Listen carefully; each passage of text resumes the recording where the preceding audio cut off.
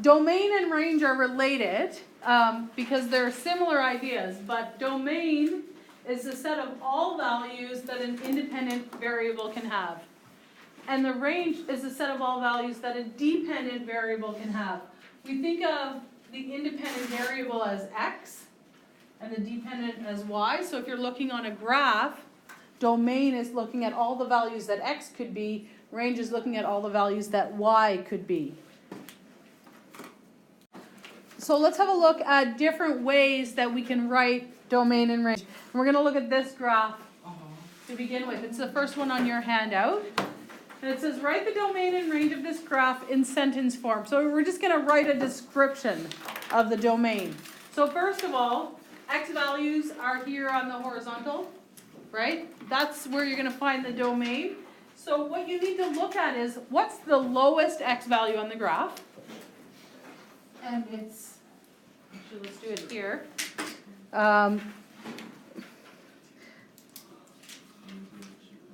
Right there, that's as far to the left that it goes. Can you see that little dotted line I put in there? Yeah. And then how far to the right does it go? Well, it goes over to here. So the domain is going to be everything between those two values. Those are the only x values on the graph, in between here and here, the lower limit and the upper limit. So to write a sentence about it for domain, oh, there's one other thing. Do you know what it means when there's a circle on the end of the graph? Like that, as opposed to a dot? One's an open circle and one's a dot. I feel like you should too, but I'm not sure, so that's why I'm asking. Do you know what it means? I forgot.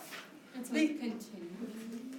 Sort of, not exactly continuing, but the open circle means that this value is not actually included in the graph, and the closed circle means that it is. So it means that when we're looking at the domain, the lower limit is -4. When we go to write a sentence, the domain exists, or let's see, the domain is all x values greater than -4. That's the first part of it. It's greater than -4. It doesn't include -4, but it's the things greater than -4, but also less than or equal to 0. I write that in the little box. Yeah. What little box? The one that says domain. So I'm going to write the sentence like this, and I'm not going to put it in the little box because it's too big. When we talk about the range, you need to look at how high and how low it goes, up and down instead of left and right. So domain is left and right, range is up and down. So it goes like from here up to here. So the sentence for that could be the range is all y values greater than -1 and less than or equal to, what is that number? 1, 2, 3, 4, 8.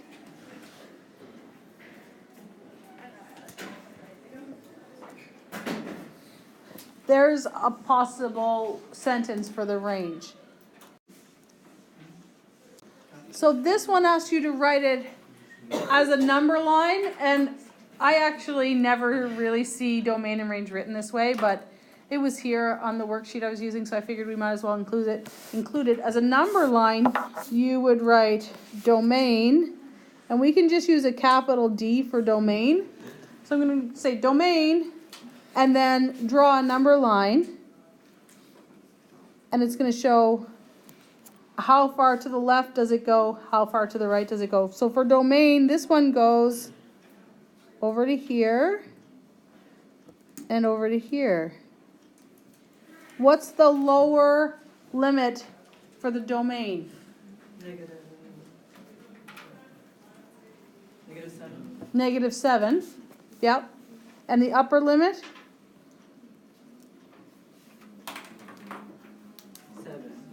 Is it 7?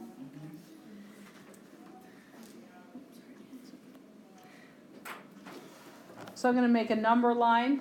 At -7, because it's an open circle there, I'm going to put an open circle.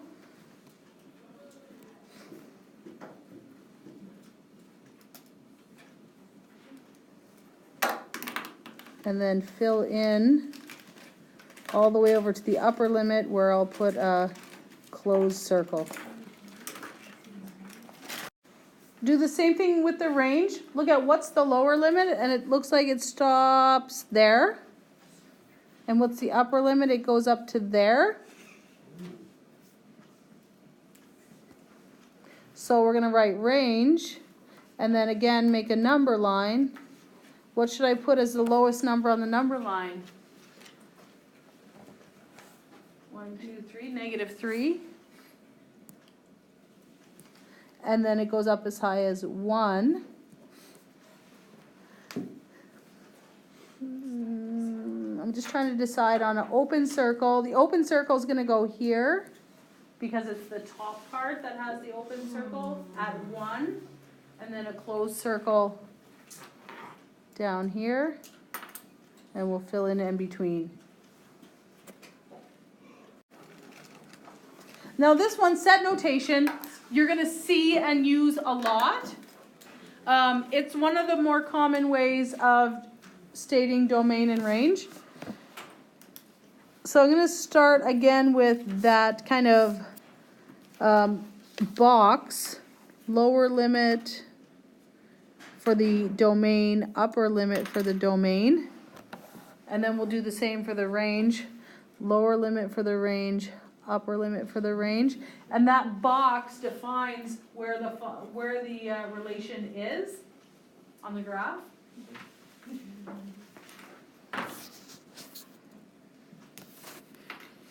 So I'm going to write domain, and I'm going to say it's x values such that, and I want to say x is between -4 and 3. So I'm going to write it like this.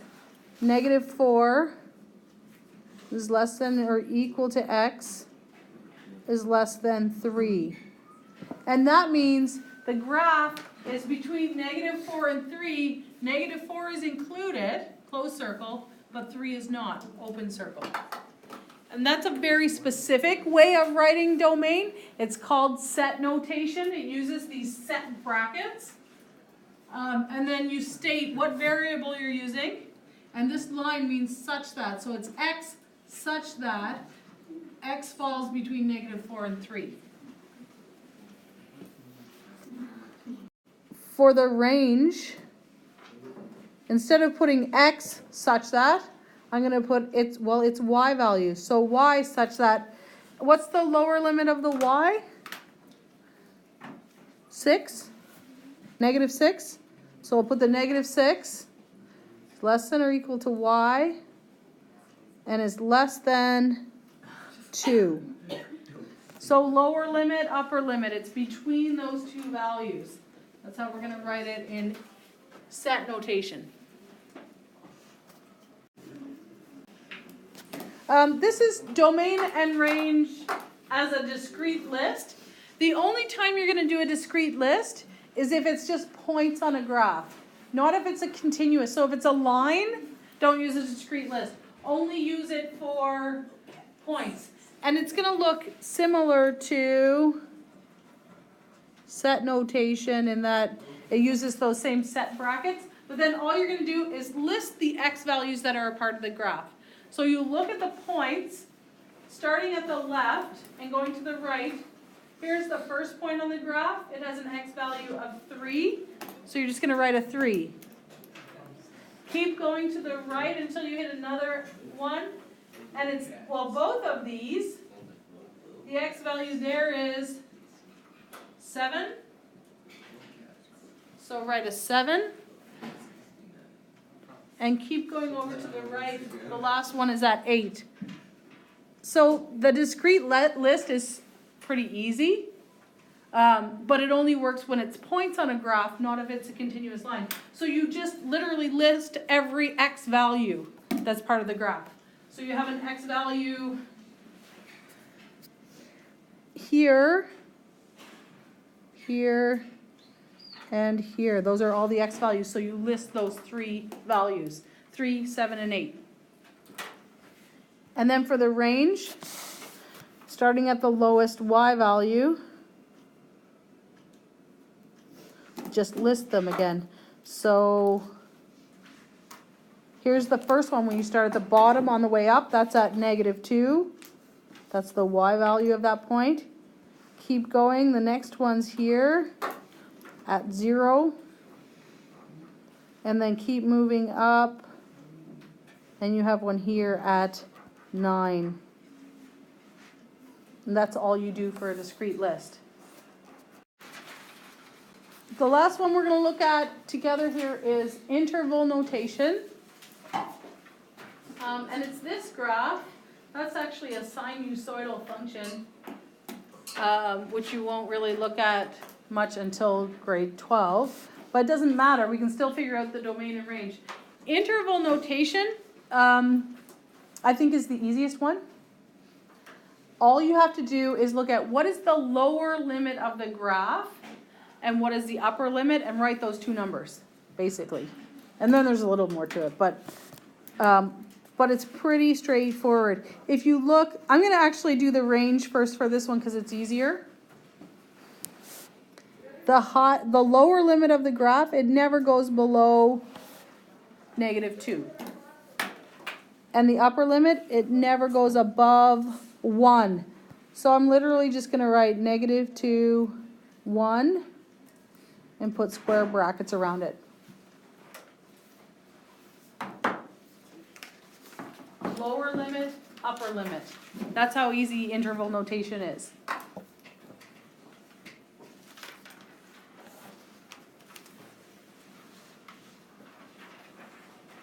The domain is a little bit trickier for this one, and the reason is that this graph continues.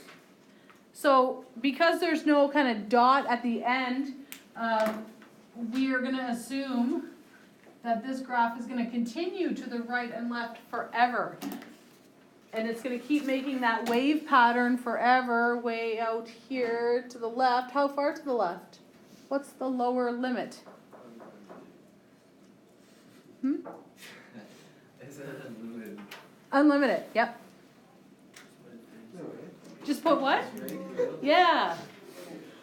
He knows what to do. Yep. The lower limit is -infinity. What's the upper limit? How far does it go that way? Plus infinity. Right, positive infinity. So just -infinity to infinity. But we're going to put round brackets around that one. Wait.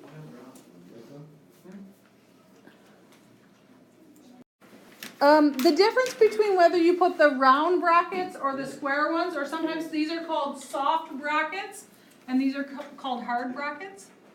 You put the soft brackets when the value is not actually included in the domain or range, and you put the hard brackets when the values are included. So it's like the difference between a less than or a less than or equal to.